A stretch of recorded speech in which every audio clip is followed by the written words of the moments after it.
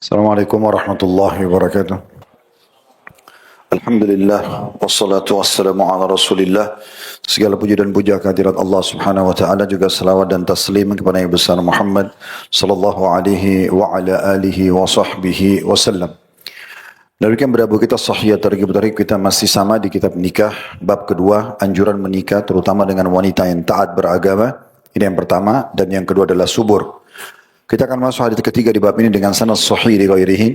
Menjadi sahih karena dikuatkan dan dikuati riwayat lain, dan ini urutan 1913 dari awal belajar berbunyi dari Thauban radhiyallahu anhu yang menuturkan lamma nazalat walladzina yaknizuna adh-dhahaba wal fiddah qala kunna ma'a Rasulillah sallallahu alaihi wasallam fi ba'di asfari faqala ba'du ashabi unzilat fi adh-dhahabi wal fiddah law alimna ayyul mali khairun fanattakhidah فقال أفضله لسان ذاكر وقلب شاكر وزوجة مؤمنة تعينه على إيمانه. Thauban radhiyallahu anhu ini adalah salah satu budak Nabi SAW dan pembantu Nabi yang beliau bebaskan dari keterbudakan, mengatakan bahwasanya pada saat turun firman Allah Subhanahu wa taala dalam surah At-Taubah ayat 34 yang artinya dan orang-orang yang menimbun emas dan perak, ia berkata, kami pernah bersama Rasulullah SAW dalam salah satu perjalanan jauhnya, lalu salah seorang sahabatnya berkata, ayat ini diturunkan berkenaan dengan emas dan perak. Kalau saja kami tahu harta mana yang lebih bagus, tentu kami akan mengambilnya.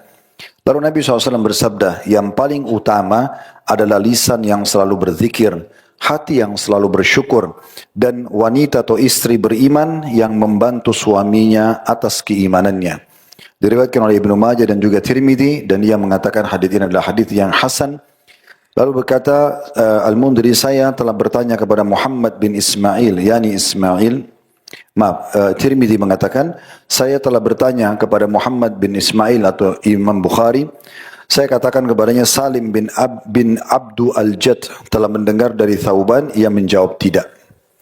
Riwayat ini memberikan pelajaran kepada kita, walaupun terlihat hadis ini adalah secara umum mungkin bisa difahami, tetapi kita butuh mengorek mutiara ilmunya. Yang pertama, kedudukan Thauban radhiyallahu anhu biasanya disebut juga ini adalah maulah Nabi SAW, karena memang dia dulu budak, Nabi beli lalu Nabi bebaskan, dan dia meriwayatkan tentang kisah ini kepada kita. Pelajaran yang kedua, perlunya memahami makna ayat-ayat Al-Quran, baik itu secara makna atau secara letterlet ataupun secara makna yang tersirat di dalamnya.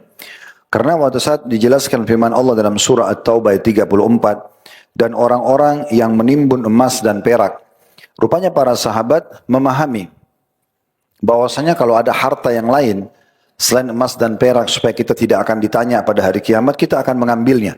Namun pada saat itu memang mata uang digunakan emas dan perak. Lalu Nabi SAW menjelaskan kepada mereka makna yang lain dari ayat yang lebih dalam lagi. Beliau mengatakan, sudah, seakan-akan Nabi dititip-pesan, tidak usah kalian fikirkan emas dan perak. Yang paling penting adalah lisan kalian selalu berzikir, hati kalian selalu bersyukur, dan kalian memiliki istri yang salehah yang mendukung keimanan kalian. Maknanya itu lebih baik dan lebih mahal daripada harta simpanan emas dan perak. Jadi sebenarnya memahami ayat-ayat Al-Quran butuh dengan ilmu yang luas, butuh dengan hikmah, dan ini tidak semua orang memahaminya. Makanya lahirlah ilmu tafsir. Ilmu tafsir lagi masih dilahirkan lagi banyak substansial bahasan dalam bidang ini, gitu ya. Sehingga memang ini membutuhkan ilmu dan juga cakrawala yang luas. Orang juga harus banyak baca. Semua ini perlu difahami. Dan sekaligus ini diambil sebuah hukum, tidak boleh seseorang menafsirkan ayat Al-Quran semaunya sendiri. Tidak boleh menafsirkan Al-Quran semau sendiri. Karena ayat ini kalau kita lanjutkan sebenarnya, dan orang-orang yang menimbun harta emas dan perak, kemudian tidak menginfakkan di jalan Allah, maka sampaikan kepada mereka berita gembira, berita azab yang pedih, gitu ya. Yaitu harta-harta itu akan dijadikan lempengan panas, ditempelkan di dahi, di punggung mereka dan di lambung mereka, gitu ya. Dan di sini di antara para sahabat pun ada berselisih pendapat tentang masalah makna ayat ini, gitu. Tapi yang jelas kita seharusnya kembali kepada ulama untuk memahami pemahaman ayat-ayat ini, supaya kita bisa memahami baik secara hukum yang tersirat, atau mungkin ada tambahan-tambahan informasi seperti penyampaian Nabi SAW tadi. Pelajaran yang ketiga, bahwasanya memiliki lisan yang selalu berzikir, ini akan lebih baik daripada emas dan perak. Dan emas dan perak subhanallah bukan cuma di masa itu sebagai mata uang atau harta yang bernilai. Sampai sekarang mungkin sampai menjelang hari kiamat pun sama. Dia akan selalu punya nilai yang tinggi. Tetapi Nabi SAW ingatkan seorang mukmin boleh simpan emas, boleh punya emas dan perak. Yang penting halal. Tapi ingatlah, jangan lupa selalu lisanmu berzikir. Dan itu jauh lebih mahal daripada harta-harta tersebut. Dalam riwayat yang lain, kata Nabi SAW, kalau seseorang itu atau manusia berlumba-lumba menyimpan harta emas dan perak, maka kalian justru timbunlah. Ya, taruh sebanyak mungkin kalimat Allahumma inni as'aluka tsabata fil amr. Ya Allah, aku mohon kepadamu agar aku tetap kokoh dengan keimanan dan berpegang teguh pada agama ini. Justru kita disuruh berzikir, berdoa. Bukan kita sibuk dengan harta tersebut. Jadi harta itu bagi seorang mukmin cuma sebuah fasilitas yang dia gunakan untuk kebutuhan dunianya dan kalau dia tabung untuk nanti di timbangan amal hari kiamat. Tapi bukan menjadi target utamanya. Pelajaran selanjutnya, yang ketiga atau yang keempat tepatnya pelajarannya adalah perlunya hati itu bersyukur. Kalau lisan kita mengucapkan alhamdulillah, harus diikuti dengan hati yang yakin kita sedang berterima kasih kepada Allah. Tidak akan ada manfaatnya lisan berzikir tanpa hatinya meyakini masalah itu. Betul-betul dia tahu ini nikmat Allah berikan, maka dia yakin dalam hatinya memang Allah yang pantas untuk disyukuri. Jadi hati selalu bersyukur, tidak ada dongkol, tidak bisa menerima misalnya karena diberikan temannya lebih banyak daripada dia. Tapi dia selalu bersyukur kepada Allah Subhanahu wa taala dan dia yakin dengan bersyukur Allah akan tambah. Dan yang terakhir pelajaran yang bisa diambil yang kelima dan ini jadi saksi bahasan kita, ternyata memiliki istri yang mukminah, yang salihah, ini menjadi saksi dari bahasan kita karena judul buku kita atau judul bab kita adalah anjuran menikah dengan wanita yang taat beragama dan subur. Itu lebih mahal memiliki istri yang salihah walaupun miskin keadaannya, itu lebih baik, lebih mahal daripada seluruh harta yang disimpan di muka bumi ini.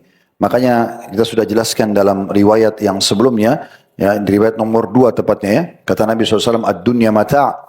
Dunia ini semua isinya perhiasan dan kesenangan. Wa khairu mata'ihal mar'atus salihah. Dan sebaik-baik hartanya adalah justru perhiasannya, kesenangannya adalah wanita yang salihah. Karena wanita yang saleh yang tahu tentang Tuhannya, dia akan memberikan hak suaminya. Yang paling dasar, dia hidupnya hanya untuk suaminya. Karena tidak ada poliandri dalam Islam. Dia tidak boleh punya 2 suami. Karena kalau 2 suami sudah pernah kita jelaskan, kalau dua-dua tuangkan sperma lalu hamil tidak jelas siapa ayahnya. Makanya tidak ada poliandri dalam Islam. Laki-laki ada poligami. Karena jelas ayah anak-anak dari istri-istrinya. Tapi ini dia fokus ke satu orang. Nah wanita soleh akan tahu itu. Dia tahu Allah memerintahkan itu, maka dia cuma fokus ke satu laki-laki saja. Dan dia menghabiskan waktu umur untuk mengkhidmah laki-laki tersebut. Dan ini tidak terjadi kecuali pada wanita mukminah. Berikut juga hal yang pendasar adalah dia selalu bersyukur kepada Allah. Dia selalu mendukung suaminya agar bersabar, agar bersyukur. Karena di sini dikatakan tu'inuhu ala imani. Karena mukminah, wanita mukminah akan tolong suaminya dengan keimanannya. Kapan suaminya misalnya lagi terpukul karena misalnya pekerjaan di PHK, mungkin belum ada rezeki, belum untung dagangannya, maka sang istri mukmin akan datang mengatakan sabarlah, kita hidup apa adanya aja. Berapa banyak suami akhirnya bisa sabar dalam kehidupan karena istrinya yang mukminah yang motivasi dia. Dan berapa banyak koruptor dan orang-orang yang berbuat hal-hal haram di luar sana justru penyebabnya dari dalam. Kadang-kadang istrinya tuntut hal-hal yang berlebihan, dia tidak mampu, dia utang sana sini, dia mencuri sana sini, akhirnya hanya kena tuntutan wanita yang tidak mukminah. Begitu juga dengan masalah yang tidak kalah penting adalah wanita mukminah tidak akan berselingkuh.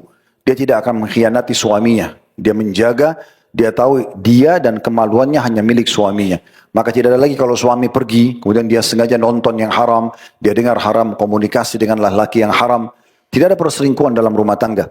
Ini terjadi pada laki atau wanita mukminah. Allahu a'lam. Kedepannya insyaAllah kita lanjutkan hadits nomor 4 di bab yang sama. Semoga bermanfaat. Subhanakallahumma bihamdika. Asyhadu an la ilaha illa anta astaghfiruka wa atubu ilaik. Wassalamualaikum warahmatullahi wabarakatuh.